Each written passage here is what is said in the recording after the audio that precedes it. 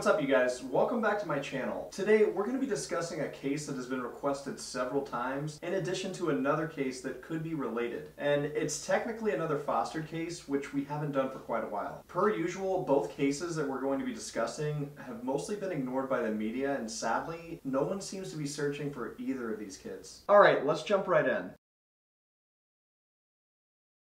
Hassani Campbell was born to his biological mother Sharika on September 24th, 2003 in Oakland, California. He was actually born with cerebral palsy, which is caused by abnormal development in the brain or a brain injury. Cerebral palsy affects a child's ability to control their muscles and can cause things like balance issues and weak or stiff muscles. Sometimes it can cause issues with vision, speaking, and hearing, and it affects every child differently. For Hassani, it meant that growing up, his life would be very difficult. Thankfully, he was able to learn how to walk as he grew rather than being in a wheelchair. But walking was very difficult for him. He had to wear braces on his feet in order to maintain his balance, and he would never be able to run, jump, or skip like most children. In addition to his disability, Hassani's biological mother, Sharika, had a lot of problems that would later affect Hassani and his younger sister, Aaliyah. She had medical issues herself and struggled with addiction. This really affected her ability to care for her children, and both Hassani and Aaliyah were removed from their biological mother's care in 2008 after she began physically abusing them. Once they were removed from Sharika's care, they were first placed with a foster family before being placed with their aunt, who was Sharika's sister, a woman named Jennifer Campbell, as well as her significant other, Louis Ross. At the time, the couple didn't have any children of their own and made the decision that they wanted to adopt Hassani and Aaliyah shortly after taking them in. At first, it seemed like the best possible outcome. They enrolled Hassani in kindergarten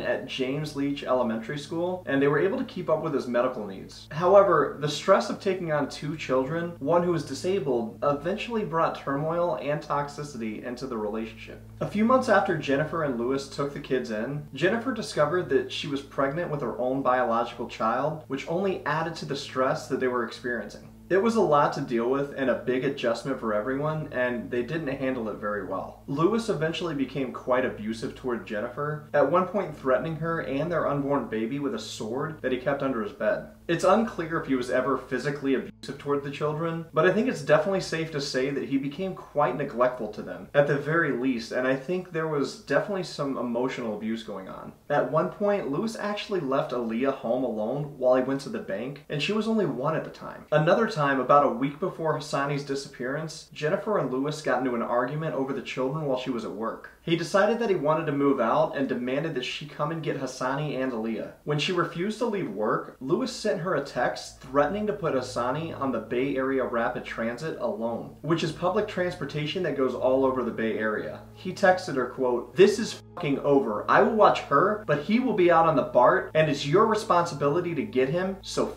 you." Once Hassani actually went missing, Louis claimed that he said it in the heat of the moment, and he would never do that. But it makes you wonder, what could Hassani have done to deserve that kind of treatment? Why was he being singled out? Why was Louis willing to watch Aaliyah until Jennifer could safely pick her up, but Hassani deserved to be abandoned on public transportation? It just really makes you wonder. Hassani actually was having a difficult time adjusting, and the toxicity in their home was only amplifying his behavior, but I can honestly see why. I just want to jump forward to the afternoon of August 10th, 2009. Once again, Louis was watching the children, but visited an auto wrecking yard, which was located in Hayward earlier in the day. It's not clear if Aaliyah was with him, however, it's been confirmed that Hassani was not. In the late afternoon, Louis packed up the kids and headed to Oakland from Fremont so that they could pick Jennifer up from work. They arrived at the store located at 6012 College Avenue in Oakland, California at approximately 4:10 p.m. As you can see, there is limited parking in the front of the store, so Louis drove down College Avenue before turning onto Armanino Court and pulling into the parking lot that was located behind the store. At that point, he got Aaliyah out of the car seat and claims that he unlocked the car doors. There are some conflicting reports about whether Hassani actually got out of the car at this point, and it seems as if Lewis's story has been changed over the years. But either way, he left Hassani inside his BMW or standing outside of it. Because the back door to Shoes was locked, Lewis walked around the front and entered into the store through the front door. He and Aaliyah were inside the store for approximately 5 minutes before Lewis walked back outside through the back door to get Hassani and tell him to come inside. But when he did, Hassani was nowhere to be found. I really don't know what his reasoning was for leaving Hassani in the parking lot, but apparently this was pretty routine and not out of the ordinary. I find it strange because Hassani was able to walk, so even if Lewis had his hands full with Aaliyah, Hassani could have walked right beside him so that they could all go into the store together, and Hassani then wouldn't have been left alone. I'd also like to point out that Hassani would frequently look down at his feet as he walked, so if he was walking through the parking lot alone, it's likely he would have been looking down at his feet to maintain his balance rather than watching out for cars. So why would anyone possibly think it's safe to leave him in the parking lot alone is really beyond me. Not to mention the whole predator aspect. So anyway, Hassani seemingly vanished without a trace. Lewis immediately called 911 and police were on the scene within minutes. They searched through the parking lot as well as the surrounding neighborhoods, but there was no trace of Hassani. Both Lewis and Jennifer reiterated to investigators that Hassani wasn't the type of child that would wander off on his own due to his disability. Though he could walk, it wasn't easy for him and he wouldn't be able to get very far very fast. Investigators brought in search and rescue dogs who were unable to detect Hassani's scent on the ground, meaning that it was likely that either his feet never touched the ground like Lewis had claimed, or he was never there to begin with. They spoke with numerous business owners as well as customers in the area at the time, and no one reported even seeing Hassani, which was strange because it was a very busy area and a very busy part of the day. In addition to no one seeing Hassani, there was also no video surveillance footage to prove that Hassani was ever in the area that afternoon. And detectives were already growing suspicious of Lewis Ross and Jennifer Campbell. Their demeanor and reaction to Hassani's disappearance just didn't sit right with them, and it didn't seem that they were having an appropriate response. While being interviewed, Lewis actually expressed that he had serious issues with raising a disabled child, which is a pretty bad thing to say when that child is missing. As investigators started digging more into their lives, they discovered that Lewis had been violent toward Jennifer, even while she was pregnant, and that he had threatened her with the sword. They impounded his car and discovered a sword underneath the seat, as well as another sword that he kept underneath his mattress. They also took Lewis's phone into evidence and discovered the messages that he had sent to Jennifer, threatening to abandon Hassani on the BART. Though they won't say why, from the day that investigators started searching the home of Lewis and Jennifer, they have never believed that Hassani was ever in Oakland that day, nor do they believe that he was taken from the parking lot like Lewis claimed. Detectives pinpointed the last time that anyone had seen Hassani by anyone other than Jennifer and Lewis, and determined that he was last seen on Walmart surveillance footage at a store located in Fremont on August 6th. A neighbor actually said that they hadn't seen Hassani playing outside for at least 2 weeks prior to his disappearance, which they found to be suspicious. In addition to all of this, investigators also took a dive team to a nearby body of water to look for remains after searching the home. However, it turned up no new evidence. To make Jennifer and Lewis seem even more fishy, the way that they acted with the media raised some red flags as well. Most families have no issue speaking to the media during cases like this, and it's so important to keep that person's name and face out there, especially when the victim is a person of color, because the media tends to gloss over those cases. However, this couple was very secretive and never publicly pleaded to have Hassani safely returned to them. Every search that was conducted, every vigil and fundraiser were all organized by volunteers rather than Hassani's own family. Lewis agreed to take a polygraph test in the days after Hassani went missing, which he failed miserably, while Jennifer refused to take a polygraph given that she was 6 months pregnant at the time and was worried that it could hurt the baby. Obviously, if you're into true crime at all, you know that in the United States, polygraph tests are not admissible in court. Though I can understand why Jennifer wouldn't want to undergo a polygraph test, because it can be dangerous during your 3rd trimester of pregnancy. However, Hassani has been missing for 11 years now, so where's the polygraph now, Jennifer? Anyway, Lewis and Jennifer were arrested under the suspicion of murder about 2 weeks later, on August 28th, but were released within a matter of days because prosecutors determined that there wasn't enough evidence to file charges against them, and they still walk free today. Interestingly enough, 2 months after Hassani disappeared and Aaliyah was removed from their care, Jennifer gave birth to her baby, and she and Lewis ended their relationship for good and both moved away.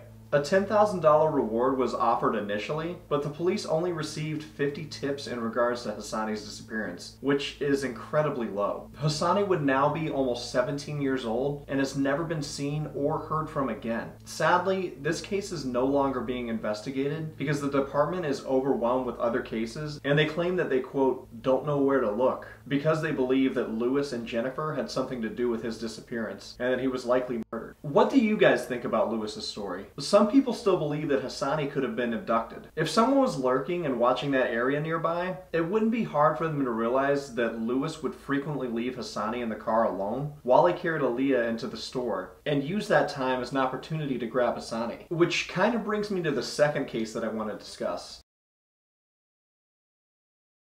And that's the disappearance of Daphne Webb, a 2-year-old little girl who went missing in the same area, in the same manner, only 3 years later. Daphne Viola Webb was born to her parents John and Kiana Webb on October 10th, 2011, and went missing on July 10th, 2013. Daphne's biological father had custody of her at the time of her disappearance, due to her mother Kiana entering a treatment facility at the time. Not much is known about their family dynamic, but we do know that John and Daphne were living with John's elderly mother at the time of her disappearance. He and Kiana remained in a relationship, but she was just absent from Daphne's life at that particular time because she was trying to recover from the abuse problems that she was facing.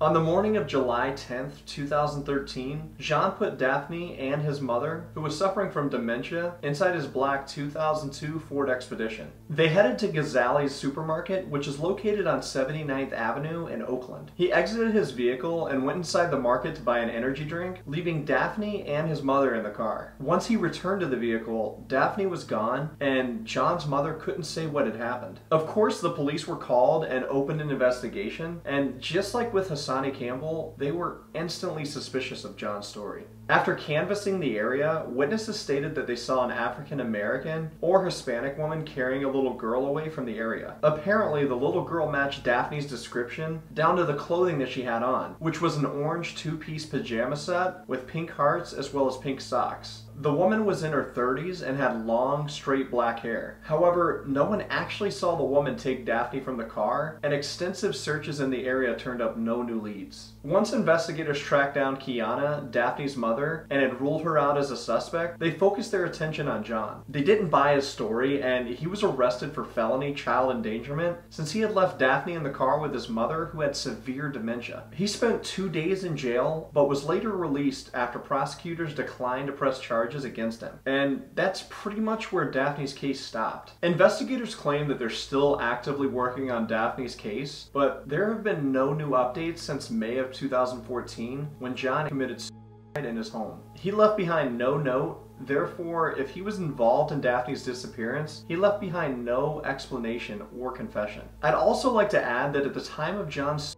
he and Kiana were still together and were expecting another child. For some reason, his doesn't sit right with me. And it's hard for me to believe that if he was involved, that he would have left Kiana, the person he was in love with no answers as to where their daughter was. If he was guilty, why wouldn't he come clean and let Daphne's family know what happened to her? Why would he leave them in the dark like that?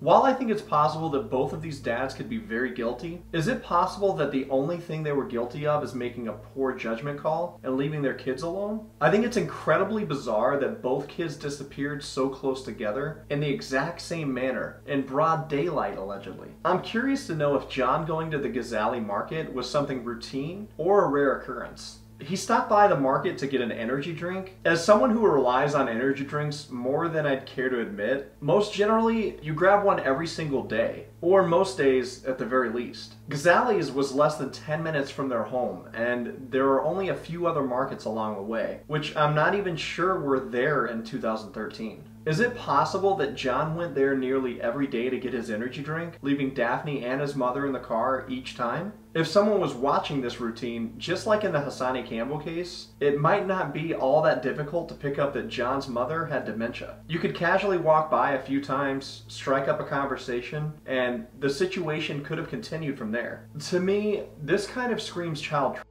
Is it likely? Maybe not, but I wouldn't consider it unlikely either. It was summertime, so how likely is it that the windows were down, someone walked by, struck up a conversation, and figured out that grandma wouldn't remember anything, and snatched the baby in the back seat? There were even witnesses that saw a woman carrying a baby that matched Daphne down to her socks. So for me, it's about a 50-50 chance that John was guilty or not. If someone took Hassani and Daphne, and they weren't harmed by their parents, do you think that it could be the same person? Do you think John knew about the Hassani Campbell case, saw that Lewis Ross was never charged, and decided to do the same thing to try and play it off like it was some serial child? I want to hear what you guys think in the comments. But before I let you go, I want to point out one other thing. While researching these two cases, I pored over every possible resource, looking for as much information that I could find. You guys know that I like to get to know the victims and tell the full story. Something that I've noticed over and over again in cases that involve people of color is that you can never find those parts of the story. It's very difficult to find out what their favorite color was, what kind of personality they had, or what their dreams in life were. And it's because most of the time, the media doesn't care to report those kind of things. While every victim is important and deserves to have their case solved, it doesn't seem right that cases like Madeleine McCann can receive such extensive media coverage and multiple documentaries, but children of color and foster care children barely get more than 3 paragraphs regarding their disappearance. And it's never about them or the kind of person that they were. It's just XYZ, these are the facts, and it's bare minimum facts at that. And sadly, that's why a lot of true crime YouTubers and podcasts tend to skip over these cases. Because how can you report the information to your audience when there is no information to report? I'm gonna do a better job of reporting more cases like this on my channel. I know those videos will be likely shorter than others and probably demonetized, or people will come for me for not covering the case in depth like I do others. But their stories deserve to be told, even if the information is not as readily available. And I'll be the person to do that. I do really want to give victims of color a platform, and I want to get back to doing fostered cases, which truthfully I've been putting off for a while because they are incredibly difficult to research and talk about a lot of the time. But we're gonna do this together. But that's all I got for you today, guys. Thank you for watching, and as always, remember the name Kasey Shane. I'm out.